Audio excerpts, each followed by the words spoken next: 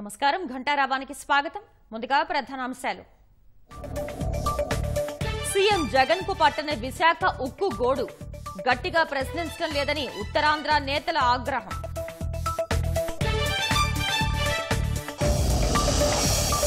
చంద్రబాబుకు మద్దతుగా కొనసాగుతున్న నిరసనలు జర్మనీలోనూ తెలుగు ప్రజల సంఘీభావం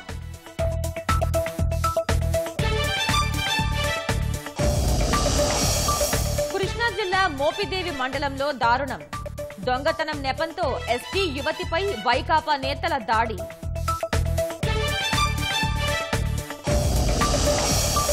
రాష్ట్ర వ్యాప్తంగా కడకలలాడుతున్న ఆలయాలు వివిధ రూపాల్లో దర్శనమిస్తున్న అమ్మవార్లు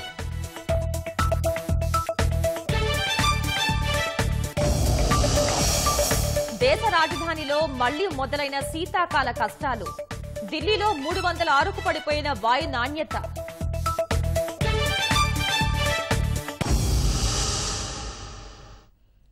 తెలుగుదేశం అధినేత చంద్రబాబును ఆయన కుటుంబ సభ్యులు రాజమహేంద్రవరం జైల్లో కలిశారు. లోకేష్ బ్రాహ్మణితో పాటు మాజీ ఎమ్మెల్సీ మంతెన సత్యనారాయణరాజు ములాఖత్ ద్వారా చంద్రబాబును కలిశారు. ఈ ములాఖత్ 40 నిమిషాల పాటు కొనసాగనుంది. తెదేపా అధినేత చంద్రబాబు అరెస్టుకు వ్యతిరేకంగా జర్మనీలో వరుసగా 7వ వారం నిరసనలు కొనసాగుతున్నాయి. మ్యూనిచ్ నగరంలోని ప్రతిష్టాత్మక కాల్ సెంటర్లో ఎన్ఆర్ఐలు చంద్రబాబుకు మద్దతు తెలిపారు. ఎన్ఆర్ఐలు చేస్తున్న నిరసన ప్రదర్శనను స్థానికులు ఆసక్తిగా తిలకిస్తున్నారు. ఆంధ్రప్రదేశ్లో నెలకొన్న అప్రజాస్వామిక పరిస్థితుల్ని ఎన్ఆర్ఐలు వారికి వివరించారు. ఈ నిరసన కార్యక్రమంలో ఏపీ స్కిల్ డెవలప్మెంట్ సంస్థ ద్వారా ట్రైనింగ్ పొంది ఉద్యోగం సంపాదించిన రవికిరణ్ ఉన్నారు. చాలా మంది యువతీ యువకులు ఈ సంస్థ ద్వారా ఉద్యోగాలు పొందినట్టు తెలిపారు.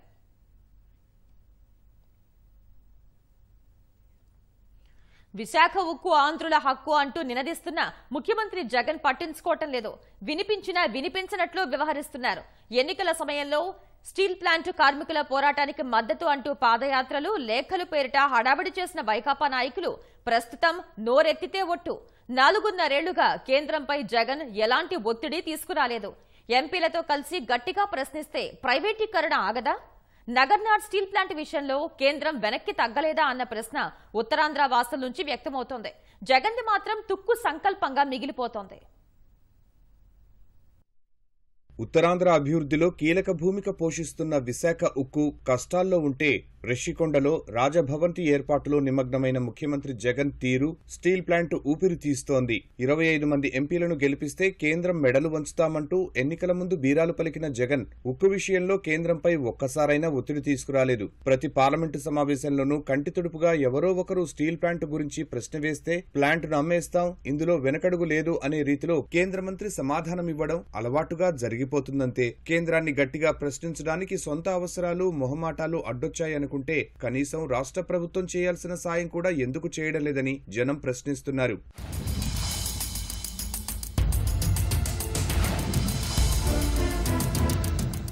కేంద్ర ఉక్కు పరిశ్రమ శాఖ ఆధ్వర్యంలోని ఎన్ఎండీసీ 10 ఏళ్ల కిందట ఛత్తీస్గఢ్లో జగదల్పూర్ దగ్గర నగర్నార్లో 3 మిలియన్ టన్నుల ఇంటిగ్రేటెడ్ ఉక్కు కర్మాగారం నిర్మించింది. ఇందులో ప్రస్తుతం 400 మంది ఉద్యోగులున్నారు. దీన్ని కూడా ప్రైవేటీకరించేందుకు కేంద్రం అడుగులు వేసి బిడ్లు ఆహ్వానించింది. ప్రైవేటీకరణకు వ్యతిరేకంగా 15 రోజుల క్రితం అక్కడ 3 జిల్లాల పరిధిలో బంద్ గట్టిగానే చేశారు. ప్రస్తుతం ఛత్తీస్గఢ్లో కాంగ్రెస్ అధికారంలో ఉంది. 11 ఎంపీ స్థానాలున్న రాష్ట్రంలో భాజపా 9 సీట్లు గెలుచుకుంది. ప్రస్తుత ఎన్నికల సమయంలో ప్రైవేటీకరణపై తీవ్ర వ్యతిరేకతను గమనించిన కేంద్ర హోంమంత్రి అమిత్ షా ఇటీవల ఛత్తీస్గఢ్ పర్యటనలో నగర్నార్ స్టీల్ ప్లాంట్ ఎట్టి పరిస్థితుల్లోనూ ప్రైవేటీకరణ కాదని, దీనిపై హక్కులు గిరిజనులకే ఉన్నాయంటూ ప్రకటించారు.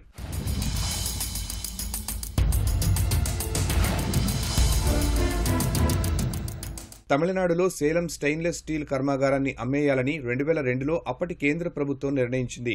ఆ సమయంలో తమిళనాడులోని పాలక ప్రతిపక్ష పార్టీలన్నీ ముక్తకంఠంతో వ్యతిరేకించి పెద్ద ఎత్తున ఆందోళన చేశాయి. ఫలితంగా ఇప్పటి వరకు సేలం కర్మాగారం ప్రభుత్వ రంగంలోనే ఉంది. పశ్చిమ బెంగాల్లోని దుర్గాపూర్ ఎల్లాయ్ స్టీల్ కర్మాగారాన్ని అమ్మేస్తాం లేదా మూసేస్తామని కేంద్ర ఉక్కు శాఖ ప్రకటిస్తే తృణమూల్ కాంగ్రెస్ ఆధ్వర్యంలో పశ్చిమ బెంగాల్ ఎంపీలు తీవ్రంగా వ్యతిరేకించారు. గత ఎన్నికల సమయంలో ఆ ప్రయత్నాన్ని విరమించుకున్నామని కేంద్ర పెద్దలు ప్రకటించారు. ఇటీవల మోక్షగుండం విశ్వేశ్వరయ్య భద్రావతి ఉక్కు కర్మాగారాన్ని మూసివేస్తామని సెయిల్ బోర్డులో నిర్ణయం తీసుకున్నారు. దీనిని కన్నడిగలు తీవ్రంగా వ్యతిరేకించారు. ప్రస్తుతానికి ఆ నిర్ణయం పెండింగ్ లో పడింది. గతంలో 2 సార్లు విశాఖ ఉక్కు గడ్డు పరిస్థితి ఎదుర్కొన్నప్పుడు అప్పటి తెలుగుదేశం ప్రభుత్వం ఎంపీలు అన్ని పార్టీల నేతలతో కార్మిక సంఘాలతో కలిసి అఖిలపక్షంగా అప్పటి ప్రధానులను కలిసి విశాఖ ఉక్కును ఆదుకున్నారు. ప్రస్తుతం జరుగుతున్న తీరు పరిశీలిస్తే ఉక్కు అమ్మకంలో కేంద్రం కన్నా రాష్ట్ర ప్రభుత్వమే ఎక్కువ ఉత్సాహం చూపుతోందని కార్మిక వర్గాలు ప్రతిపక్షాలు ఆరోపిస్తున్నాయి. కార్మిక సంఘాలతో విశాఖ విమానాశ్రయంలో చర్చించినా ఉక్కును ఆదుకున్న దాఖలాలు ఏవని పలువురు ప్రశ్నిస్తున్నారు. స్టీల్ అండ్ కోల్ పార్లమెంటరీ కమిటీలో ప్రస్తుతం 2 వైకాపా ఎంపీలున్నా ఇప్పటి వరకు ప్లాంటును సందర్శించలేదు సరికదా, ముడి సరుకు సరఫరాలో అడ్డంకులపైన పరిష్కారానికి చొరవ చూపలేదు.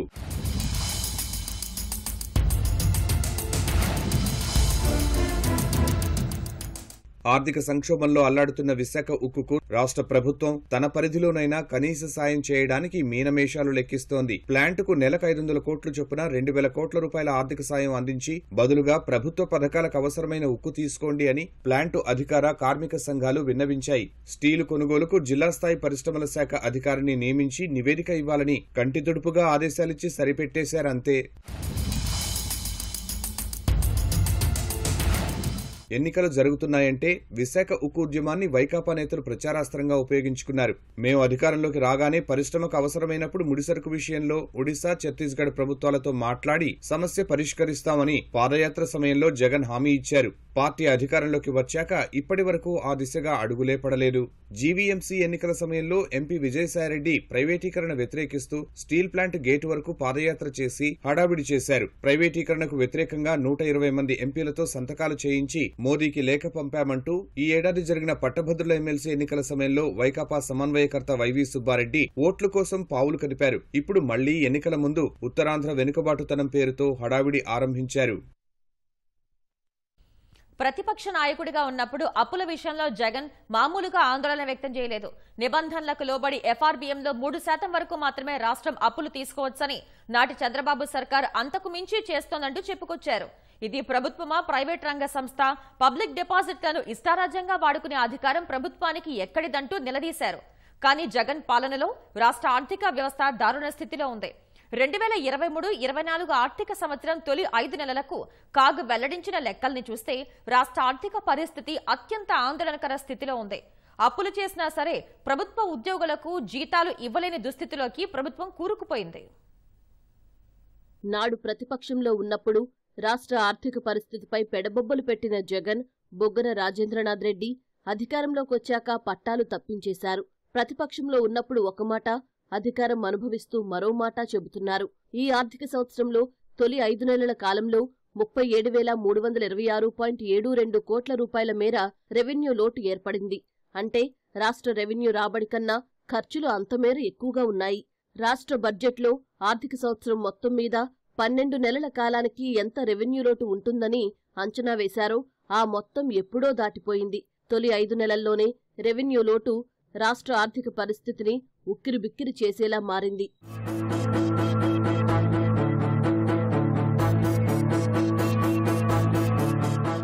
ఒక రాష్ట్రం ఆర్థిక వ్యవస్థ చక్కగా సాగాలంటే రెవెన్యూ లోటును వీలైనంతగా నియంత్రించుకోగలగాలి. అభివృద్ధి వ్యయాన్ని సాధ్యమైనంతగా పెంచుకోగలగాలి. ప్రస్తుత ఆర్థిక సంవత్సరంలో 22,316.70 కోట్ల రూపాయల మేర రెవెన్యూ లోటు ఉంటుందని మంత్రి లెక్క కట్టారు. అదే ఎక్కువ. అలాంటిది తొలి 5 నెలల్లోనే ఏకంగా 7,326.72 కోట్ల రూపాయలు రెవెన్యూ లోటు ఏర్పడింది. రాబడి, చేసిన అప్పులన్నీ రెవెన్యూ ఖర్చులకే వినియోగించేస్తున్నారు. ఏడాది మొత్తం మీద 100 రూపాయలు రెవెన్యూ లోటుగా అంచనా వేశారనుకుంటే ఆగస్టు నెలాఖరికే, అంటే ఆర్థిక సంవత్సరం తొలి 5 నెలల్లోనే ఏకంగా 119 రూపాయలు రెవెన్యూ లోటు ఏర్పడిందని కాగ గణాంకాలు పేర్కొంటున్నాయి. మిగిలిన 7 నెలల్లో ఇది ఎన్ని రెట్లు పెరిగిపోతుందో అంచనా వెయ్యొచ్చు.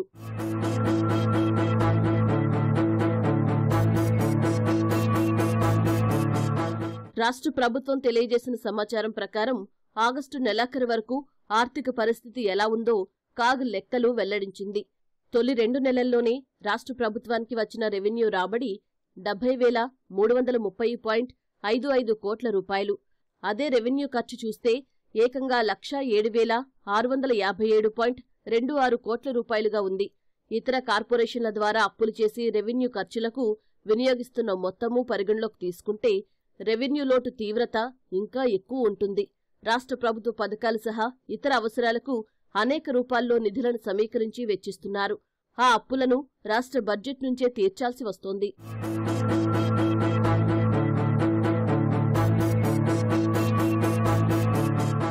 ప్రస్తుత ఆర్థిక సంవత్సరంలో రాష్ట్ర పన్నుల రాబడి కన్నా అప్పులే ఎక్కువగా ఉన్నాయి.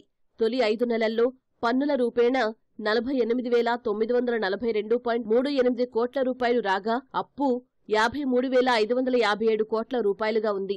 ఈ అప్పులను ఆస్తుల సృష్టికి కాకుండా రెవెన్యూ ఖర్చుల కోసమే వెచ్చించారని కాగ్ గణాంకాలే పేర్కొంటున్నాయి.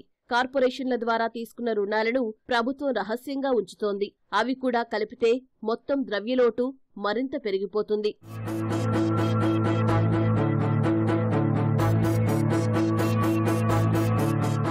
ప్రతి నెల 10వ తేదీ వచ్చినా రాష్ట్రంలో పింఛన్లను ఇవ్వలేని పరిస్థితి. రిజర్వ్ బ్యాంకు కల్పించిన ఓవర్ డ్రాఫ్ట్ వెసులుబాటును ఇష్టానుసారం వాడేస్తోంది. ఏటా రెవెన్యూ లోటు, ద్రవ్యలోటు అంచనాలకు మించిపోతున్నాయి. చేసిన అప్పులన్నీ రెవెన్యూ ఖర్చులకే మళ్లిపోతున్నాయి. ఆస్తులను సృష్టించేది లేనేలేదు. 2023-24 ఆర్థిక సంవత్సరం తొలి 5 నెలలకు సంబంధించిన లెక్కలను చూస్తే రాష్ట్ర ఆర్థిక పరిస్థితి అత్యంత ఆందోళనకర స్థితిలో ఉంది. ఆంధ్రప్రదేశ్కు రాజధానిగా అమరావతికి శంకుస్థాపన చేసి 8 ఏళ్లు పూర్తయింది. రాష్ట్ర విభజన అనంతరం రాజధాని ఏర్పాటు కోసం జరిగిన భూ సమీకరణ కసరత్తు ఒకెత్తైతే ఆపై 2019 సార్వత్రిక ఎన్నికల తర్వాత వైకాపా ప్రభుత్వం తీసుకున్న నిర్ణయాలు దేశవ్యాప్తంగా సంచలనం సృష్టించాయి. జగన్ 3 రాజధానుల అంశాన్ని తెరపైకి తీసుకురావడంతో కోర్టుల్లో విచారణ, రైతుల ఆందోళనలు తీవ్ర చర్చనీయాంశంగా మారింది. 8 విజయదశమిలు వచ్చినా సాకారం కాని అమరావతి రాజధాని నిర్మాణంపై ఈటీవీ ఆంధ్రప్రదేశ్ ప్రత్యేక కథనం. 8 ఏళ్ల క్రితం అక్టోబర్ 22వ తేదీ విజయదశమి రోజున ఉద్దండరాయునిపాలెం వద్ద రాజధాని నిర్మాణానికి ప్రధాని నరేంద్ర మోదీ అట్టహాసంగా శంకుస్థాపన చేశారు. ఈ కార్యక్రమానికి తెలంగాణ రాష్ట్ర ముఖ్యమంత్రి కేసీఆర్ సహా అనేక మంది ప్రముఖులు హాజరయ్యారు. ప్రజా రాజధానిగా అమరావతి కనీసం 1000 ఏళ్ల పాటు తెలుగు జాతి గుండెచప్పుడుగా నిలుస్తుందని అంతా ఆకాంక్షించారు. కానీ ప్రస్తుతం అక్కడ శిలాఫలకాలు తప్ప ఏమీ కనిపించడం లేదు. దీంతో చరిత్రలో ఎక్కడా లేని విధంగా 33,000 ఎకరాల భూములను సమీకరణ విధానంలో అందించిన రైతులు తీవ్ర ఆవేదన వ్యక్తం చేస్తున్నారు. 5 కోట్ల ఆంధ్రుల ఆకాంక్షను వైకాపా ప్రభుత్వం నీరుగార్చాలని చూస్తోందంటూ మండిపడుతున్నారు. ఇది వద్దండ్రాపాలెంలోని అమరావతి శంకుస్థాపన చేసిన ప్లేస్ అండి. ఈ ప్రభుత్వం మొండి వల్ల ఇక్కడ ఏమి డెవలప్ అయినాటి నుండి నాశనం చేశారు. వాళ్ళు వచ్చిన దగ్గర నుంచి ఒక్క పని చేసింది లేకపోగా, ₹1 ఖర్చు పెట్టింది లేకపోగా అంతా నాశనం. అదేమంటే ఇది ఇక్కడ శ్మశానం అంటాం, ఎడారంటాం, ఏ నోటితో ఆ మాటలు అన్నారు. అలాగే ఇవాళ ఈ పొలాలన్నీ ఆ రకంగా బీడు పడిపోయి పాడుపడిపోయి ఉన్నాయి. మరి కేంద్రం ఇచ్చిన నిధులేమైపోతున్నాయో ₹1 ఖర్చు పెట్టాల. శంకుస్థాపన చేసి మోదీ గారు మట్టి, నీరు అన్ని నదుల నుంచి తీసుకొచ్చినప్పుడు ఎంతో సంతోషపడ్డామండి. ఈ ప్రభుత్వం వచ్చాక వెంటనే 3 రాజధానులను ప్రకటించేటప్పటికి గుండెలు పిండినట్టు అయిందండి. చంద్రబాబు గారు ఎంతో అభివృద్ధి చేయాలని చెప్పి ఇక్కడ శంకుస్థాపన చేస్తుంటే మోడీ గారు వచ్చి నీళ్లు మట్టి తీసుకొచ్చి ఇచ్చాడు. ఇవాళ రాజధాని రైతులకి ఏం మిగిల్చారు? ఆ కృష్ణానదిలో నీళ్లని ఇక్కడ ఈ పుట్టగడ్డ మీద మట్టి మిగిల్చారు. అభివృద్ధి అనేది లేదు. 10 సంవత్సరాల్లో డెవలప్ అయింది అన్నారు. కౌళ్ళు అంటూ లేవు. ఇవాళ కనీసం ఇక్కడ దీపం పెట్టే దిక్కుబోళ్ళు లేరన్నట్టు బరిగొడ్లు, మందులు దాగటాలు అట్లా చేస్తున్నారు. రాష్ట్రం ఎక్కడి నుంచి బాగుపడింది? చట్టాలకు గౌరవించట్లా, ప్రధాన మంత్రులకు గౌరవించట్లా, ప్రజలకు గౌరవించట్లా. మనం ఎవరి కోసం వచ్చాం ఇక్కడ పరిపాలన అని ఒక్కసారి సీఎం ఆలోచించుకోవాలండి. ఇక్కడ ఆ రోజు అందరు ఒప్పుకుంటేనే మేము పొలం ఇచ్చింది. ఎవ్వరు మేము వద్దని అని అంటే మేము ఆ రోజే మీరు చెప్పినట్టయితే మేము ఇచ్చేవాళ్ళమే. మీరు అసెంబ్లీ సాక్షిగా ఒప్పుకున్నారు జగన్మోహన్ రెడ్డి గారు. ఒక్కసారి ఆలోచించుకోండి. ప్రతిపక్షంలో ఉన్నప్పుడు అమరావతి ఎస్ అని, ప్రభుత్వాలు మారిపోయినాక అమరావతి అంటరానిది అయిపోయింది ఉన్న పాలకులకి. అలా అవుతుంది. రాజులు మారినప్పుడల్లా రాజధానులు మారుస్తారని మాకు తెలియదండి. మీకేదో రూపాయి ఉందో లేకపోతే మాట బలం ఉందో అధికారంలోకి వచ్చారు గాని పరిపాలించడం అంటే అది సామాన్యమైన విషయం కాదు. మీకు తెలియక తీసుకున్నారేమో నిర్ణయం అని. ప్లీజ్ అండి అని చెప్పాము. రైతులు రోడ్డెక్కి దండాలే పెట్టాము. ఏడ్చే చెప్పుకున్నాం. మా గోడులు ఎన్ని చెప్పుకున్నా గానీ మీ బుర్రలోకి ఎక్కట్లేదు. ఈ ప్రభుత్వం అధికారంలో రాకముందు జగన్మోహన్ రెడ్డి గారు ఏమన్నారు, మేము ఇక్కడ ఇల్లు కట్టుకున్నాము, రాజధాని ఎక్కడికి తరలిపోదాం అని అనేసి చెప్పి నమ్మించి ఓట్లు వేసి గెలిపించుకున్నారు ఇక్కడ జనాల చేత. కానీ ఇవాళ లేదు 3 రాజధానులు అంటున్నాడు. ఇప్పుడు మళ్ళీ కొత్తగా ఏంటంటే మేము వైజాగ్ లో ఇల్లు కట్టుకున్నాము, అక్కడే రాజధాని. ఎన్ని ఇల్లు కట్టుకుంటారు అంటే ఇల్లు కట్టుకున్న అన్ని చోట్ల రాజధాని అయిపోతుందండి. మీరు ఇల్లు ఎక్కడ కట్టుకుంటే అక్కడ రాజధాని అయిపోతుందండి. 2014లో అప్పటి సీఎం చంద్రబాబు అమరావతి ప్రాంతాన్ని రాజధానిగా నిర్ణయిస్తూ అసెంబ్లీలో తీర్మానం చేశారు. అనంతరం రైతుల వద్ద నుంచి భూమి సేకరించి రోడ్లతో పాటు పలు కీలక నిర్మాణాలు చేపట్టారు. 2019లో జగన్ సీఎం అయిన తర్వాత అమరావతి అభివృద్ధిని పూర్తిగా ఆపేశారు. అమరావతికి బదులుగా 3 రాజధానుల అంశానికి సంబంధించిన ప్రతిపాదనను జగన్ అసెంబ్లీలో చేశారు. దీంతో 2019 డిసెంబర్ 17వ తేదీన రైతులు ప్రభుత్వానికి వ్యతిరేకంగా ఉద్యమ జెండా ఎత్తారు. అప్పటి నుంచి ఇప్పటి వరకు ఉద్యమాన్ని కొనసాగిస్తూనే ఉన్నారు. పోలీసులు దమనకాండకు పాల్పడినా, మహిళలపై వ్యక్తిగత విమర్శలు చేసినా, వేర్వేరు రూపాల్లో ప్రభుత్వం ఒత్తిళ్లు తెచ్చినా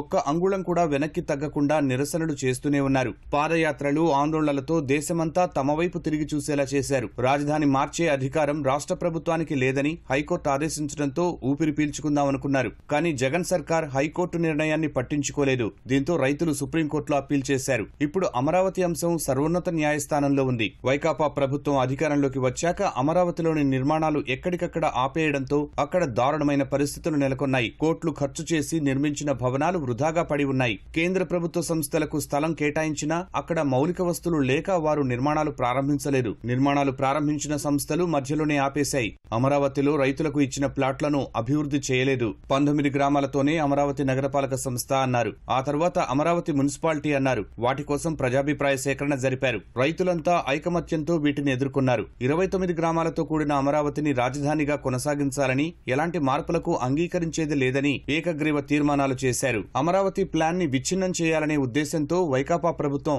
R5 జోన్లో పేదలందరికీ ఇళ్ల స్థలాలు కేటాయించి కొత్త ఎత్తుగడ వేసింది. 50,000 మందికి ఇళ్ల స్థలాలిచ్చేందుకు 1140 ఎకరాలు కేటాయించారు. ఇళ్ల పట్టాల పంపిణీకి అనుమతించిన సుప్రీంకోర్టు తుది తీర్పునకు లోబడే వ్యవహరించాలని స్పష్టంగా ఆదేశించింది. దాన్ని ఖాతరు చేయని జగన్ సర్కార్ ఇళ్ల నిర్మాణానికి చర్యలు చేపట్టింది. దీనిపై రైతులు హైకోర్టును ఆశ్రయించడంతో అక్కడ ఎలాంటి నిర్మాణాలు చేపట్టవద్దని న్యాయస్థానం ఆదేశించింది. దీంతో సీఎం జగన్ కుట్రలకు తాత్కాలిక అడ్డుకట్టపడి రైతులకు ఊరట లభించింది. వైకాపా ప్రభుత్వ చర్యలు రాజధాని ప్రజల్ని ఆర్థికంగా కోలుకోలేని దెబ్బతీశాయి. భూములిచ్చిన రైతులకు ప్రభుత్వం వార్షిక కౌలు కూడా సకాలంలో చెల్లించడం లేదు. మే నెలలో చెల్లించాల్సిన కౌలు ఇప్పటికీ ఇవ్వలేదు. కౌలు సొమ్ముల కోసం రైతులు ప్రతిసారి హైకోర్టును ఆశ్రయించాల్సి వస్తోంది. ఉన్న భూములు CRDAకు ఇచ్చిన రైతులు వేరే ఆదాయ మార్గాలు లేక తీవ్ర ఇబ్బందులు పడుతున్నారు. దీనికి తోడు సీఎం ఇటీవల విశాఖ రాజధానిగా ఉండబోతుందని ప్రకటించడంతో రైతులు తీవ్ర స్థాయిలో మండిపడుతున్నారు. ఆంధ్రప్రదేశ్ రాష్ట్రాన్ని నాశనం చేయడానికి జగన్మోహన్ రెడ్డి గారు కంకణం కట్టుకున్నారు. ఒక ముఖ్యమంత్రి పదవి చేపట్టామంటే రాబో 10 తరాలు చెప్పుకునేటట్టు ఆ ముఖ్యమంత్రి పదవికి వెన్ను తేవాలి. అంతేగాని ఇలా రాష్ట్రాన్ని నాశనం చేసి మరి ఉన్న సాఫ్ట్వేర్ కంపెనీలను పంపించి నువ్వు ఈ రాష్ట్రాన్ని ఏం చేయదలుచుకున్నావో, మరి 151 సీట్లు నిన్ను ఇచ్చి గెలిపించారు, మరి నువ్వు రాష్ట్ర ప్రజలకు సమాధానం చెప్పాలి. మరి నాకు 25 స్థానాలు మరి పార్లమెంట్ గెలిపించండి, నేను ప్రత్యేక హోదా సాధిస్తాను, కేంద్రం మెడల్ వంచుతా పలికినటువంటి మరి జగన్మోహన్ రెడ్డి ఈ రోజున ప్రధానమంత్రి గారి దగ్గర ఏ రోజు కూడా ప్రత్యేక హోదా గురించి గానీ రాష్ట్ర అభివృద్ధి గురించి గానీ ఒక్క మాట రాకోకుండా తన పైన ఉన్నటువంటి కేసుల్ని మాఫీ చేసుకుంటానికి, తన పైన ఉన్నటువంటి కేసుల్ని విచారణకు రాకుండా ఆపుకోవడానికి ఆంధ్ర రాష్ట్ర ప్రజలు ఇచ్చినటువంటి అవకాశాన్ని మోడీ గారి కాళ్ళ దగ్గర తాకట్టు పెట్టి అమరావతి రాజధాని అభివృద్ధి అన్న చేయాలి. లేని పక్షంలో కేంద్రం దీన్ని కేంద్ర పాలిత ప్రాంతంగా ప్రకటించి 29 గ్రామాల్లో కావాల్సినంత భూమి ఉంది. దేశానికి కూడా రెండో రాజధాని లేదు. ఈ దక్షిణ భారతదేశం నుంచి ప్రతిసారి మేము ఢిల్లీకి రావాలంటే మాకు కూడా ఇబ్బంది ఉంది. కాబట్టి దేశానికి రెండో రాజధానిగా దీన్ని ప్రకటించి దీన్ని అభివృద్ధి చేస్తారని చెప్పి ఆశిస్తాం. వచ్చే విజయదశమి నాటికైనా 5 కోట్ల ఆంధ్రులతో పాటు తమ జీవితాల్లోనూ వెలుగులు రావాలని రాజధాని రైతులంతా కోరుకుంటున్నారు. అనంతపురం జిల్లా వజ్రకరూరు మండలం చాబాల గ్రామానికి చెందిన ఓ రైతు సాగునీరు కోసం తన పొలంలో చిన్న కుంటను తవ్వగా అందులోంచి భూగర్భ జలం ఉబకటం ప్రారంభమైంది. మరో అడుగు ముందుకేసి 60 అడుగుల పొడవు, 30 అడుగుల లోతు, 15 అడుగుల వెడల్పుతో 80,000 రూపాయలు ఖర్చు చేసి ఆ కుంటను పూర్తి స్థాయిలో హిటాచీతో తీయించానని భీమలింగప్ప తెలిపాడు. ఆ నీటి ఆధారంగా 5 ఎకరాల్లో మిరపను సాగు చేస్తున్నానని అన్నారు. అందులోని నీటిని ఇంజన్తో తోడుకుని పైప్ లైన్ ద్వారా పంటకు సులభంగా అందిస్తున్నట్లు పేర్కొన్నారు. 3-4 రోజులకు ఒకసారి ఆ కుంట నుంచి నీటిని తోడుకుని పంటకు తడులు అందిస్తున్నట్లు ఆయన వివరించారు. నీటి లభ్యత బాగా ఉండటంతో పంట ఆరోగ్యంగా పెరిగిందని అన్నారు. ఆ నీటి ద్వారా ఈ ఏడాది పంటలో మంచి దిగుబడిని సాధిస్తామని ఆశాభావాన్ని వ్యక్తం చేస్తున్నాడు. నేను జూలై నీళ్ళు ఇచ్చుకున్నాను. జూలై 15వ తారీఖు మిరపిచ్చినాను. అప్పటి నుండి బాగా అభివృద్ధి అయ్యి గంగమ్మ తల్లి మాకు కోసమైంది. మేము ఒకరు మాట వినలే, ఒకరు మాట చేయలే. మా అభిప్రాయంతోనే మేము గుంత పెట్టించుకున్నాము, మా వ్యవసాయం చేసుకుంటున్నాము. కాకపోతే ఇప్పుడు గంగమ్మ తల్లి మాకి వ్యవసాయం బాగానే చేసింది. ఇప్పటికి ఇంతవరకు అయిందేమో ఏం ప్రాబ్లం లేకుండా నీళ్ళు గంగమ్మ తల్లి బాగా కూర్చుంటాయి. మాకి ముందుకు సాగుతున్నాము. అందరిస్తే మేము ఏ రోజులు ఆశపడలే, ఇంకోటి ఆశపడలే, సొంత కష్టం చేసి చేసుకుంటున్నాం. 80,000 లక్షల రూపాయల దాకా ఖర్చు వస్తుంది. మేము అంతా సొంతం డబ్బులు పెట్టుకుని వ్యవసాయం చేసుకున్నాము. ఇప్పటికంతా 3 లక్షలు 4 లక్షల దాకా అవుతుంది. మిరప పెట్టినాము ఒక 5 ఎకరాలు. ఇప్పుడు బాగానే ఉంది పంట. దేవుని పైన మేము వారమంది. దేశ రాజధాని ఢిల్లీలో మళ్లీ శీతాకాలపు కష్టాలు మొదలయ్యాయి. వాయు కాలుష్యం బాగా పెరిగిపోయింది. వాయు నాణ్యత పూర్ నుంచి వెరీ పూర్ కేటగిరీకి తగ్గిపోయింది. System of air and weather forecasting and research SAFAR ప్రకారం ఢిల్లీలో వాయు నాణ్యత సోమవారం 306కు పడిపోయింది. ఆదివారం వాయు నాణ్యత 302గా నమోదైంది. ఢిల్లీ పరిసరాల్లో దట్టమైన పొగమంచు అలుముకుంది. ప్రజలు మాస్కులు ధరించి రోజువారీ కార్యకలాపాలను నిర్వహిస్తున్నారు. ఢిల్లీలో దృశ్య నాణ్యత సైతం బాగా తగ్గిందని స్థానికులు చెబుతున్నారు. ఢిల్లీ శివారు ప్రాంతాలైన నోయిడా, గురుగ్రామ్, ఘజియాబాద్ సరిహద్దుల్లోనూ దట్టమైన పొగమంచు అలుముకుంది. భారతీయ జనతా పార్టీకి సినీ నటి గౌతమి రాజీనామా చేశారు. 25 ఏళ్లుగా భాజపాతో ఉన్న అనుబంధానికి ముగింపు పలుకుతున్నట్లు ఆమె ప్రకటించారు. ఆర్థిక లావాదేవీల విషయంలో తనను మోసం చేసిన ఒక వ్యక్తికి కొంతమంది సీనియర్ నేతలు అండగా నిలిచినట్లు సామాజిక మాధ్యమం ఎక్స్ లో ఆమె పోస్ట్ చేశారు. 2021 తమిళనాడు అసెంబ్లీ ఎన్నికల్లో తనకు టికెట్ ఇస్తానని హామీ ఇచ్చి చివరి నిమిషంలో భాజపా నాయకులు మొండి చేయి చూపించారని గౌతమి తెలిపారు. బరువెక్కిన హృదయంతో పార్టీకి రాజీనామా చేస్తున్నట్లు భాజపా అధ్యక్షుడు జేపీ నడ్డా, భాజపా తమిళనాడు అధ్యక్షుడు అన్నామలైని ట్యాగ్ చేశారు. స్థిరాస్తుల విషయంలో తనను ఒక వ్యక్తి మోసం చేశారని పోలీసులకు గౌతమి ఫిర్యాదు చేశారు. ఈ విషయంలో ముఖ్యమంత్రి ఎంకే స్టాలిన్, పోలీసు న్యాయ వ్యవస్థ ద్వారా తనకు న్యాయం జరుగుతుంది అనే నమ్మకం ఉందని ఆమె పేర్కొన్నారు. జమ్మూ కశ్మీర్లోని ఉరీ సెక్టార్లో నియంత్రణ రేఖ వెంబడి ఉగ్రవాదుల చొరబాటు ప్రయత్నాలను భద్రతా బలగాలు భగ్నం చేశాయి. ఈ క్రమంలో 2 ఉగ్రవాదులు హతమైనట్లు రక్షణ శాఖ అధికార ప్రతినిధి వెల్లడించారు. ఘటనా స్థలం నుంచి పెద్ద ఎత్తున ఆయుధాలను స్వాధీనం చేసుకున్నట్లు తెలిపారు. వాతావరణం ప్రతికూలంగా ఉండటంతో నియంత్రణ రేఖ మీదుగా భారీగా ఆయుధాలతో ఉగ్రవాదుల బృందం చొరబాటుకు ప్రయత్నించినట్లు వెల్లడించారు. సమాచారం అందుకున్న భద్రతా దళాలు అక్కడికి చేరుకుని వారిని నిలువరించేందుకు యత్నించారు. ఈ క్రమంలో బలగాలు ఉగ్రవాదులకు మధ్య కాల్పులు జరిగినట్లు తెలిపారు. ఈ ఘటనలో 2 ఉగ్రవాదులు మరణించారని, మిగిలిన ఉగ్రవాదులు వారి మృతదేహాలను తీసుకుని అక్కడి నుంచి తప్పించుకుని పారిపోయారని పేర్కొన్నారు. ఘటనా స్థలం నుంచి 2 AK సిరీస్ రైఫిళ్లు, 6 పిస్టోళ్లు, 4 చైనీస్ గ్రానైడ్లు, ఇతర సామాగ్రిని స్వాధీనం చేసుకున్నట్లు వెల్లడించారు.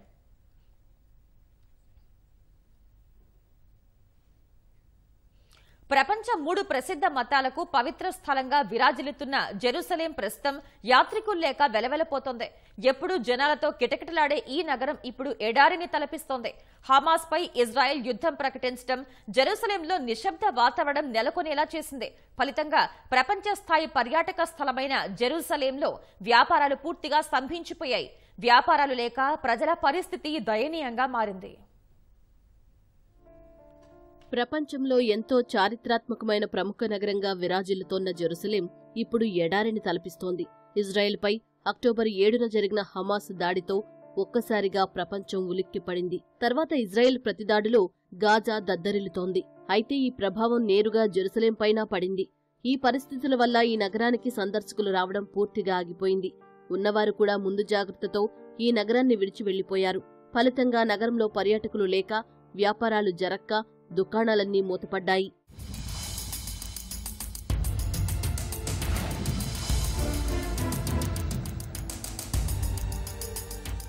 ఎప్పుడూ వ్యాపారాలతో కిటకిటలాడే జెరూసలేంలోని రహదారులన్నీ నిర్మానుష్యంగా మారాయి.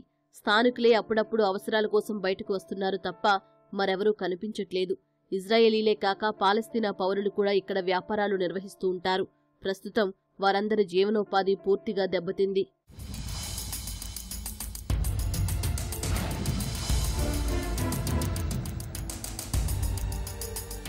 యూదులు, క్రైస్తవులు, ముస్లింలే కాక ఇతర పర్యాటకులు కూడా ఈ ప్రాంతాన్ని చూసేందుకు ఆసక్తి కనబరుస్తూ ఉంటారు. నిత్యం వేల మంది ఇక్కడకు వస్తూ ఉంటారు. వ్యాపారులే కాక టూరిస్టు గైడ్లు జీవనోపాధి కోల్పోయారు. రోజుకు దాదాపు 16,000 రూపాయలు సంపాదించే గైడ్లు ప్రస్తుతం రోడ్డున పడ్డారు. కరోనా సమయంలో ఇలాంటి పరిస్థితులను చూశామని మళ్లీ ఇప్పుడే ఆ పరిస్థితులు గోచరిస్తున్నాయని వారంతా ఆవేదన చెందుతున్నారు. ఇజ్రాయెల్ సైనిక చర్యలతో తమ జీవితాలు తారుమారయ్యాయని జెరూసలేం ప్రజలు తెలిపారు.